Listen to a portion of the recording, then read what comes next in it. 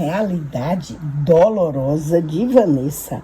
Olha, não sei se vocês se recordam, mas quando ela estava no BBB 24, Lene Sensitiva disse que ela ia ter uma fase que ela ia ficar como se fosse louca, sem dormir, só pensando em coisas desagradáveis, que ia chegar ao ponto da família pensar até em internar no hospício, achando que ela não está bem e ela está assim.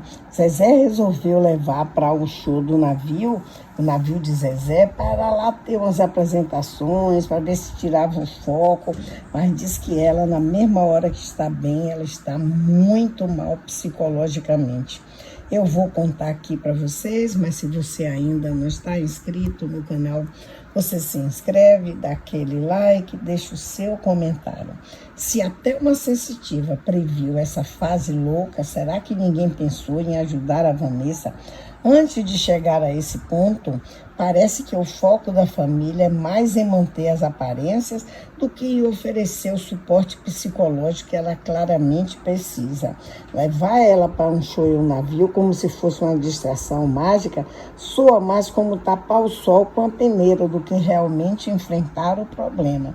Talvez a prioridade devesse ser terapia e não performance para agradar plateias. E aí? Deixa aí o seu comentário. Um pouco sumida das redes sociais, no geral, até da vida social.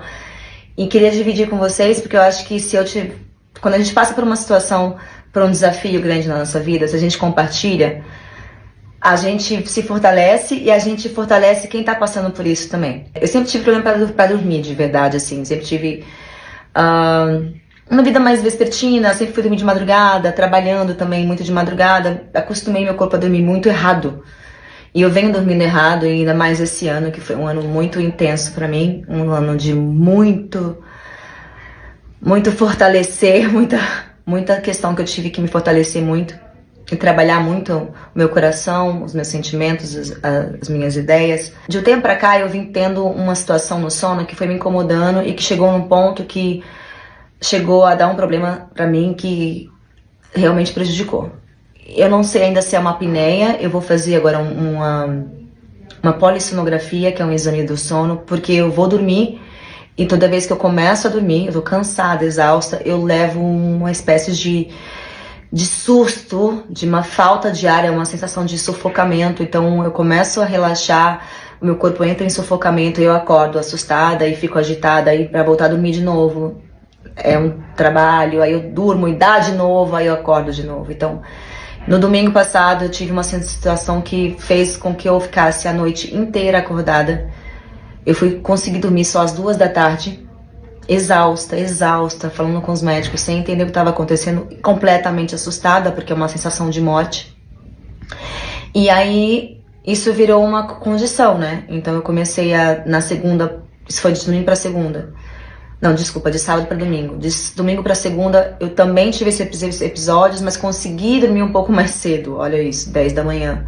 Mas olha o tempo que levei, então foi um pouco melhor. Comecei a estudar sobre apneia, que é essa obstrução, seja por causa do sistema nervoso, por causa de uma espécie de alargamento das nossas laringes e que interrompe a passagem de ar. E comecei a estudar sobre a apneia e vi que tem muita ressonância comigo, porque tem muitos sintomas que eu tenho, às vezes acordar muito cansada, de ter muitos pesadelos que tem a ver com essas apneias. Existem vários tratamentos, mas tem que saber primeiro. Só que isso é uma coisa que me assustou muito. E, obviamente, eu fiquei meio fora do ar, até para trabalhar, para fazer as coisas. E quando você é mãe, a gente se cobra muito em estar bem o tempo inteiro. Não, como assim eu vou ficar como mãe num domingo e não dormir às 2 da tarde exausta, sabe? Eu tava culpada de não ter tido as noites de sono pra não estar aqui. Então, tudo mexe muito com a nossa cabeça, mexeu muito com a minha cabeça. Foram 3 dias que eu fiquei bem assustada. E a gente se questiona, às vezes, por que a gente vive momentos. O que eu quero dividir com vocês, contando um pouco esse relato. Muitas vezes a gente tá vivendo uma situação que desafia muito a nossa paz de espírito, a nossa sanidade mental, nossa qualidade de vida, e a gente se questiona por que eu tô vivendo isso. E eu tava muito me perguntando, né, por que esse ano tem sido tão desafiador pra mim, com tantos obstáculos, tantas dificuldades, tantas coisas que me doeram profundamente e eu tô tendo que viver. Eu tava vivendo, né, esses últimos dias uma sensação de morte, sabe? Uma sensação horrorosa. E eu falei, por que eu tô vivendo isso? E questionando muito a Deus, por quê? Quando a gente se ajoelha, quando a gente toma a atitude de orar, as respostas vêm. Então, o que eu quero falar com vocês, quando você estiver passando por um momento difícil na sua vida, confia que se você pedir ajuda, se você se ajoelhar e sinceramente precisar de ajuda, se você pede, vem. Em mim vem em forma de elucidações no meu próprio pensamento que foram me indicando caminhos e me mostrando, sabe? Eu já tô vivendo essa situação, mas menos assustada. Então ontem eu comecei a orar e chorando, cansada, às 5 da manhã, querendo dormir, não conseguindo. Eu comecei a refletir sobre tudo que eu tenho passado na minha vida nos últimos anos, os caminhos que me levaram a estar vivendo essa situação na minha saúde e como eu posso daqui conseguir evoluir e mudar isso na minha vida. Eu posso mudar isso? Eu tenho chance de mudar isso? Eu tenho chance de mudar isso. Então, várias reflexões passaram, o que eu preciso fazer, mas a principal delas foi entender que tudo que a gente passa na nossa vida, das coisas mais lindas, as coisas mais difíceis e dolorosas, elas têm um propósito. E o propósito nunca é com que você morra, com que você se destrua, com que seja uma dor, um castigo. Para mim ficou muito claro ontem que é uma forma de despertar geral, para várias coisas na minha vida que estão acontecendo que eu preciso despertar. E esse despertar, às vezes, vem por forma da dor, porque às vezes a gente não desperta na alegria, no bem bom, no confortável. E às vezes o universo quer que você dê uma reviravolta, porque ele tem um plano maior para você que você pediu. E eu percebi que eu tenho um acordo com Deus muito tempo, com o universo, com Deus, há muito tempo desde que eu nasci. Que é de ter um propósito de vida. E qual é meu propósito aqui? E toda vez que eu me afasto dele, a minha vida vira uma avalanche. E aí algo muito forte me traz de volta para o meu propósito e me traz de volta ao meu centro. Então, quando eu passei por isso ontem, eu comecei a agradecer o que eu estou vivendo. Porque eu acho que é só dessa forma que eu vou mudar coisas que eu preciso realmente mudar na minha vida.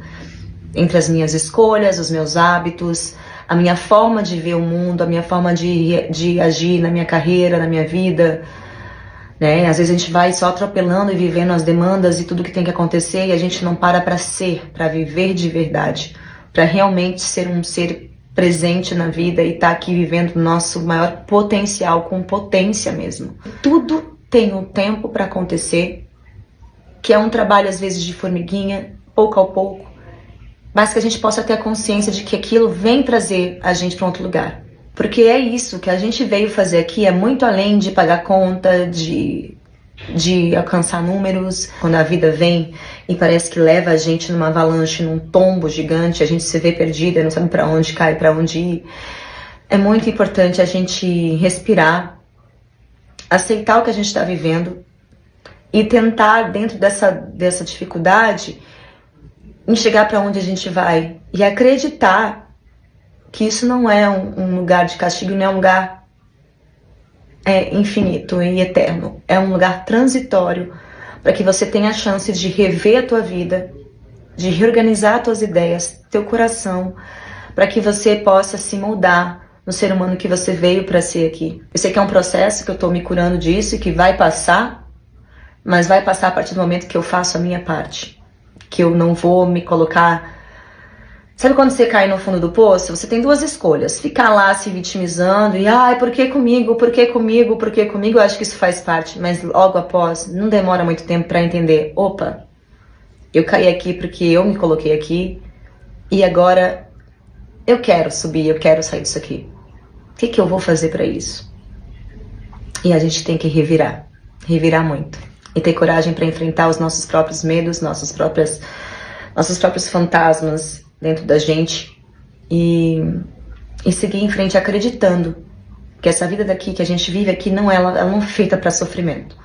Ela é feita para a gente viver ela com plenitude, com paz, com amor, com alegrias, para compartilhar E é isso que eu desejo para você que está passando por qualquer dificuldade, que você tenha a capacidade de olhar com muita gratidão, se cuidar com muito carinho, se perdoar, olhar para frente e falar, ok, agradeço isso que me aconteceu, tá sendo difícil, mas eu vou conseguir ultrapassar tudo isso, enfrentar tudo isso